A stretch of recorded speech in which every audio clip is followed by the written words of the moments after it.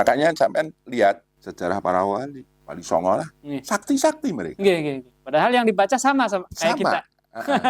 Karena mereka dekat yang maha sakti. Sakti itu sakral hati. Sakti itu sakral hati. Nah, metodologi yang kita lakukan di tasawuf salah satu contohnya zikir raga. Ada tata cara zikir raga, la ilaha illallah, supaya raga ini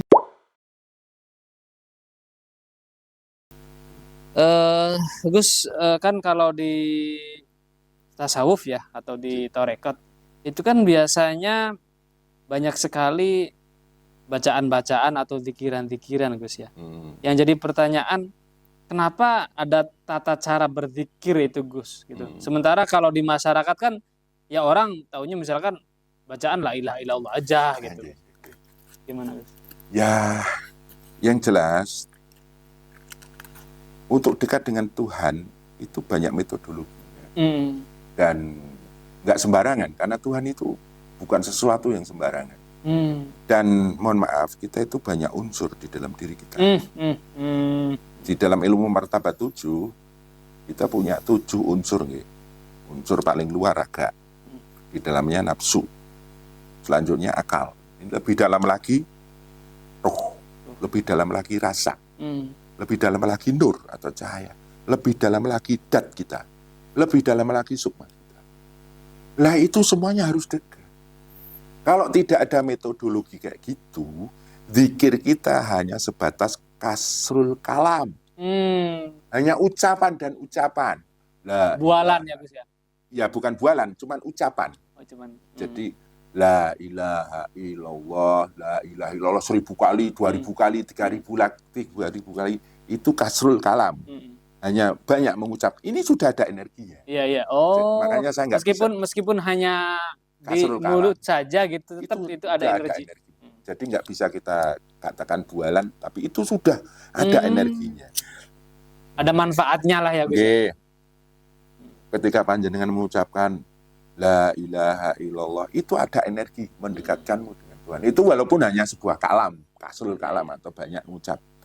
Tapi kalau itu dipertajam dengan metodologi tertentu, insya Allah lebih maksimal kita dekat.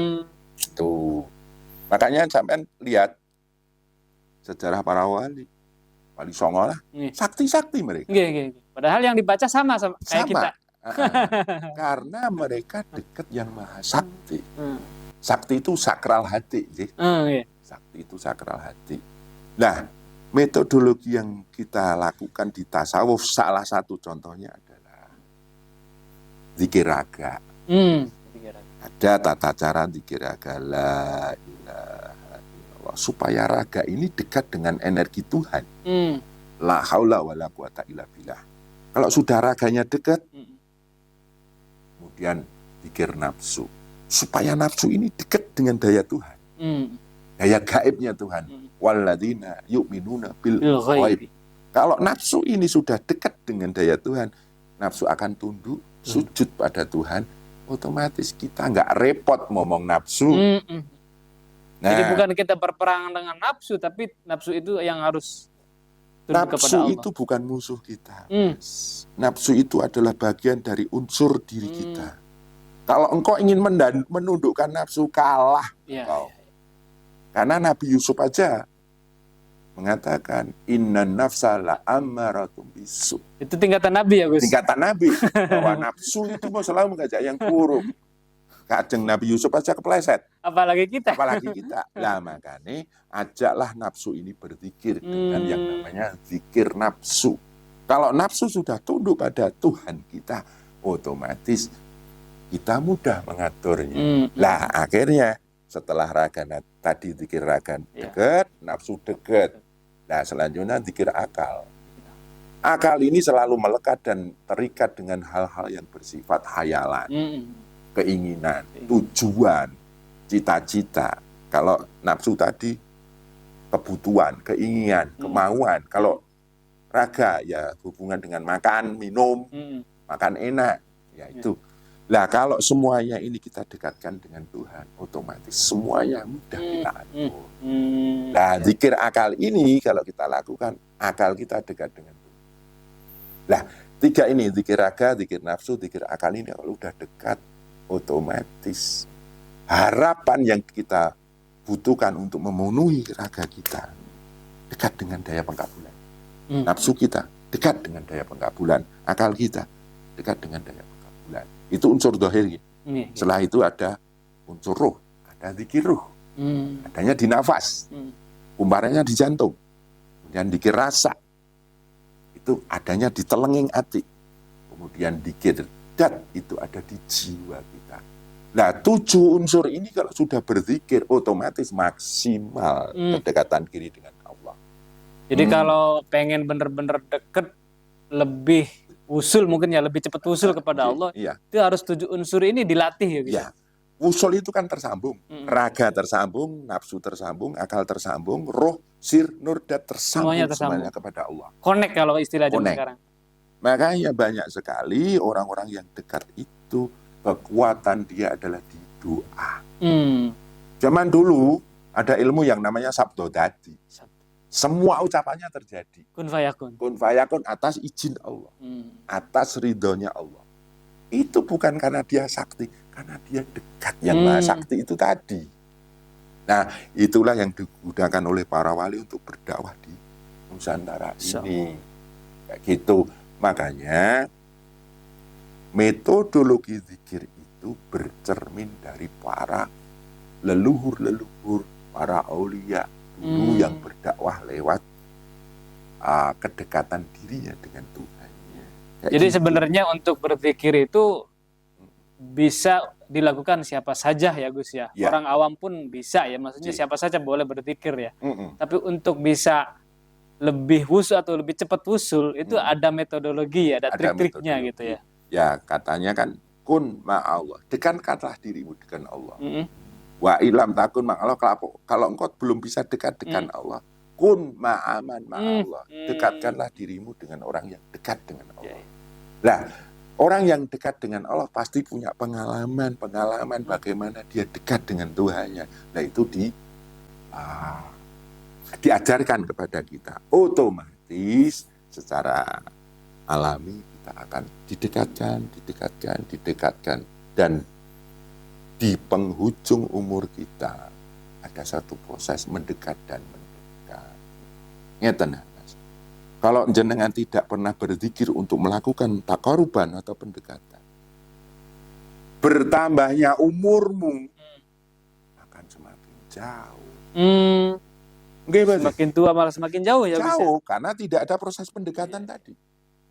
Nah, akhirnya su'ul khotimah, di titik kematiannya dia di titik terjauh. Waduh, bahaya. Harusnya biasanya kalau semakin tua kita semakin dekat sama Tuhan. Ya, karena ada proses setiap hari, ada proses mendekat. Tambah hari tambah dekat.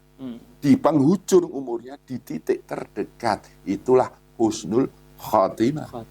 Tapi kalau tidak ada proses pendekatan, engkau akan dekat dengan yang namanya harta, kekuasaan, kemuliaan, kenikmatan dunia, hubbud dunia.